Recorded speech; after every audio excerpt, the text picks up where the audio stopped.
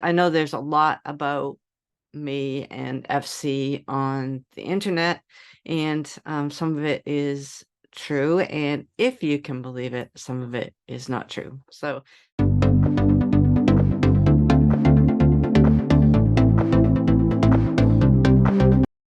hi, this is Janyce from FC is Not Science. I have my mug here, FC is Not Science.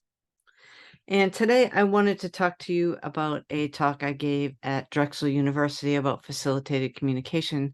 Now, this is my version of what happened to me during facilitated communication. And I know there's a lot about me and FC on the internet, and some of it is true, and if you can believe it, some of it is not true. So this was an attempt to just give a broad overview of my experience. It's not everything, and in fact, it probably makes it sound kind of more simple than it actually was. It took a while for me to go from believer to skeptic, but that's what happened. And I hope that this gives you an overview of that experience. And hopefully you won't make the same mistakes that I made. My talk was called Where the Evidence Led, a Journey from FC Believer to Skeptic. I'm a former facilitator who now speaks out against FC in all its variant forms. Mine is a cautionary tale about good intentions gone awry, and I hope by sharing my experiences that you might avoid the mistakes that I made. When I became involved with FC, I didn't understand the nuances of anecdotes and testimonials, expert opinions, research, and systematic reviews. I gave each of these equal weight in confirming for myself that FC worked. But FC did not work, not for me, and not for hundreds of other facilitator client pairs. I understand this might be difficult for some people to hear. Despite the good intentions of facilitators, FC is highly reliant on physical, auditory, and visual cues that builds dependence on the facilitator, not independence for individuals being subjected to it. The position is supported by reliably controlled research and systematic reviews, despite the pro-FC anecdotes and testimonials that I too once believed. It's through this lens that I'll talk about my experiences with FC. My memory of the actual events is, of course, unreliable. However, my story is documented in a 1993 Frontline program called Prisoners of Silence, as well as journal and newspaper articles that followed. I'll be talking briefly about false allegations of abuse generated through FC, so please do what you need to take care of your emotional well-being. Now, my colleagues and I have a website called facilitatedcommunication.org, so you don't have to take my word for it that FC is not a scientifically valid technique. The site is dedicated to educating people about the dangers of FC, and on it you'll find resources such as controlled studies, systematic reviews, organizations opposing FC, critiques of pro-FC articles, and more. Most of which, by the way, you will not find on pro-FC websites. I know this might be difficult to read, but this is a newsletter that circulated in the schools in 1992, around the time I was involved with FC. The article was written by Douglas Bicklin, founder of the Facilitated Communication Institute in Syracuse University, now the ICI. The concepts he outlined seemed simple enough: provide physical support, use predictable answers, maintain focus, avoid testing, generalize to other facilitators, and fade support.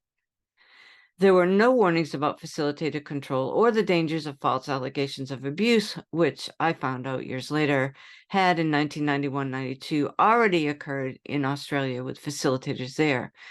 By 1995, dozens of these cases had occurred in the United States as well. They continue to happen and are largely underreported. In my case, a student moved into the school district with a facilitator trained at the University of Maine. The UMaine workshop leaders worked directly with Bicklin, which for me added credibility to the claims that FC worked. As a speech-language therapist, we all decided that I, along with the facilitator, would explore FC further in my sessions with the student. Word was spreading in newspapers and on television about this new miraculous technique that allowed non-speaking individuals to type out their thoughts for the very first time. Often the articles downplayed any doubts about the technique and focused on the idea that suddenly these individuals could tell their family members they loved them. At the FC training, I discovered these news articles were used in workshops as quote unquote proof that FC worked. And while at the time I was convinced, I later learned that anecdotes and testimonials are not evidence. What initially made FC compelling was how easy it seemed to learn and implement. It was portable and inexpensive. With FC, I could use a typewriter or keyboard or make a laminated letterboard. Some facilitators used a Canon communicator. But what I was about to learn was that FC is not about high or low tech devices. It's about facilitator interference with the communication process. In 1992, when I first started using FC, I put my trust in authority figures, my colleagues, of course, and the word of mouth newsletter, but mostly the universities. Naively, I thought that universities vetted the content of their workshops. It did not occur to me that they would offer courses that were not grounded in scientific rigor. I took the FC workshop in January 1993, prior to participating in double-blind testing. I found myself more confident of FC coming out of the workshop than I had been going in. We'd practiced FC there with the experts, and I had passed. No problem. Facilitators are trained to use structured activities to begin facilitation. These include multiple choice answers, fill in the blanks, or other activities that limit typed responses. It did not occur to me that I, the facilitator, always knew the answer in these situations, so there was no real way for the student to independently demonstrate authorship, even at these early stages. In addition, facilitators are told to look for unusual spelling, unexpected words or sentence structures, and senses of humor indicative of the unique personality of the person being subjected to FC. These characteristics were evident in our students' facilitated messages. Not everyone on the educational team believed in FC, but enough did, so we kept using it. After a few months of being subjected to FC, the student began producing messages which appeared to be disclosures of possible abuses at home. These messages appeared during FC sessions with different facilitators, including me, and I believe now that in part, facilitators are primed to expect disclosures by workshop leaders, but at the time we would not have known this. After several weeks of such disclosures, we ultimately determined that if these were messages from a typically speaking individual, we would proceed with involving the Department of Human Services and the police. So that is what we did. As a result of the facilitated DHS interview, of which I was the facilitator, allegations of abuse were brought against the students' family members. This put me as a facilitator in between a rock and a hard place. Proponents say not to test the communications, but the students' family members were in jeopardy and facing jail time if the communication turned out to be true. It was an agonizing position to be in. Phil Warden explains the problem in this clip from Prisoners of Silence. Warden realized that this was more difficult than the usual abuse case. Before considering whether the allegations were true, the court had to decide a more fundamental question. Was the author of the allegations, or had they come from her facilitator? I was most worried in my heart about were we going to do justice in this case. If the communications were real and she was being abused, the idea that on a legal technicality we might send the children back would be just absolutely horrible. On the other hand, if these were not real communications, the idea that all this would happen to these family and these children on a bogus idea was also unacceptable. So to my mind, the stakes were extremely high on both sides, and it was very important that we reach a quality decision based on the truth. As researchers were beginning to discover in the early 1990s, when my story was unfolding, the only reliable way to determine authorship in FC is a testing situation where the facilitator is unaware of test protocols. Observation simply is not enough. Facilitators are often unaware of the extent to which they are providing cues and are, therefore, unreliable reporters of their own behavior. I can say from experience that it is much easier to pick up on facilitator cueing in other people than it was in myself. Most observers look at the client during the FC sessions and can miss facilitator cueing. Proponents claim testing is too stressful for individuals being subjected to FC, but in my case, the test was conducted in a setting familiar to the student. Her guardian ad litem was present to make sure this test situation was not oppressive. And in addition, the questions were based on information she likely knew, but I did not. I believe her family participated in gathering information for the evaluation. Double-blind testing for FC is not an IQ test, but rather a reliable way to rule in or rule out facilitator influence over the typing. And I found out later she was given a code word to stop the testing whenever she wanted. Howard Shane from Boston Children's Hospital conducted the testing.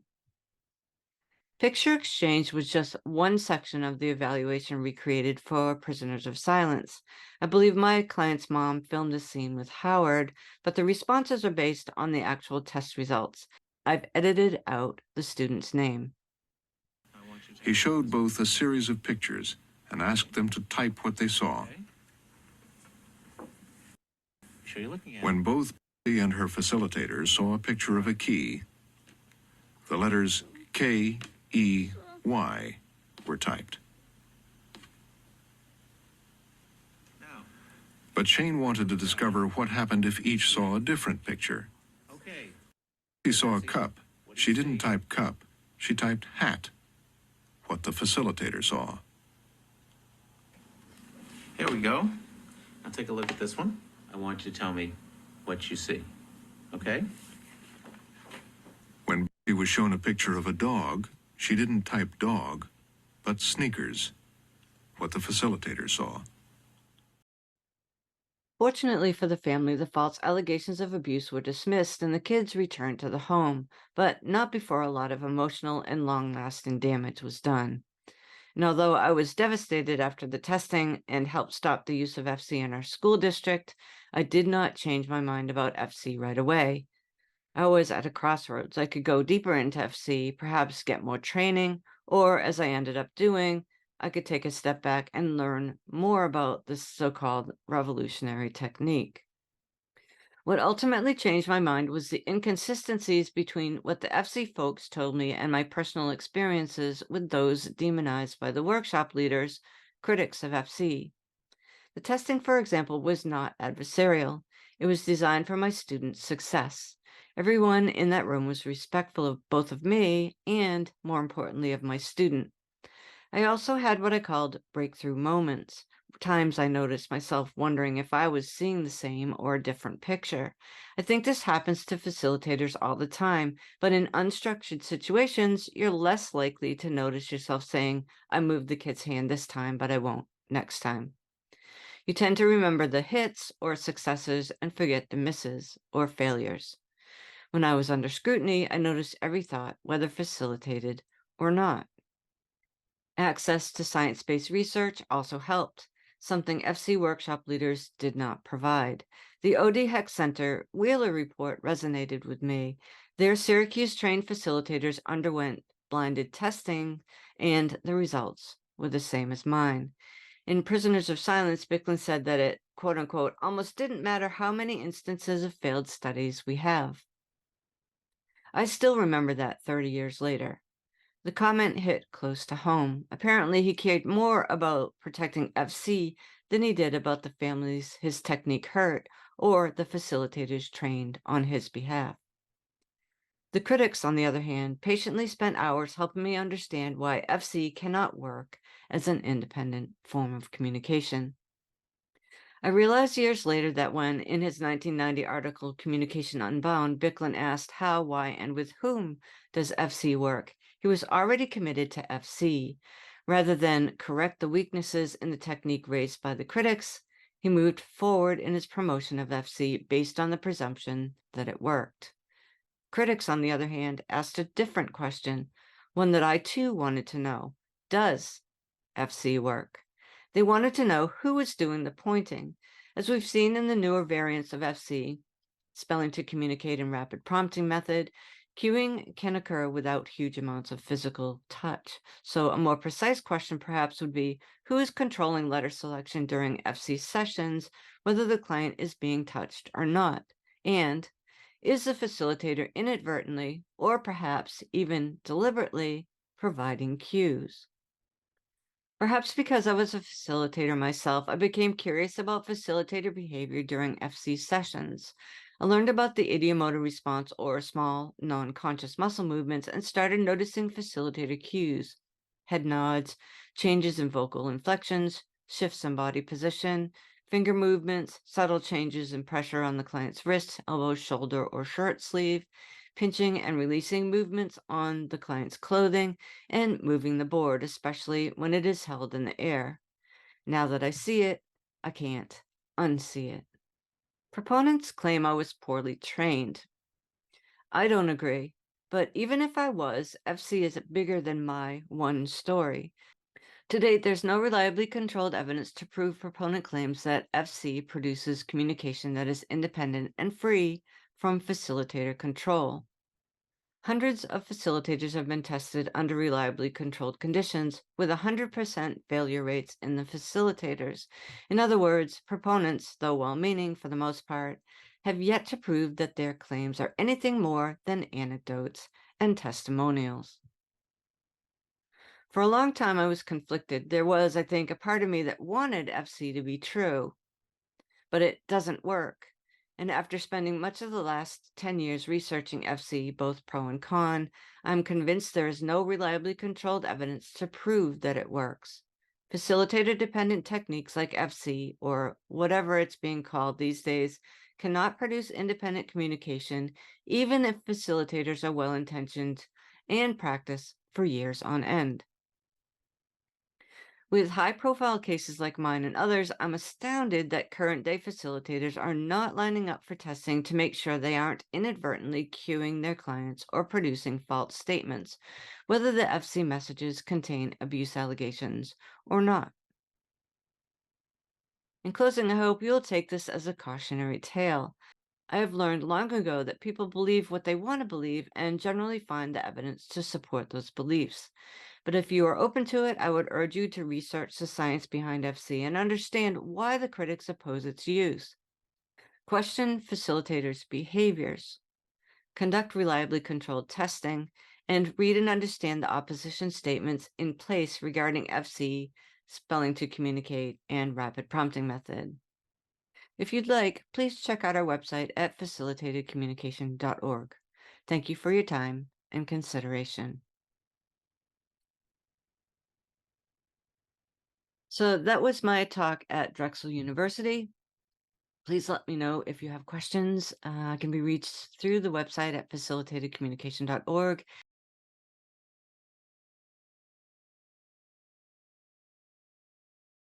And I would appreciate it if you would like, subscribe, share, and comment this video on our YouTube channel, FC is Not Science. Thank you.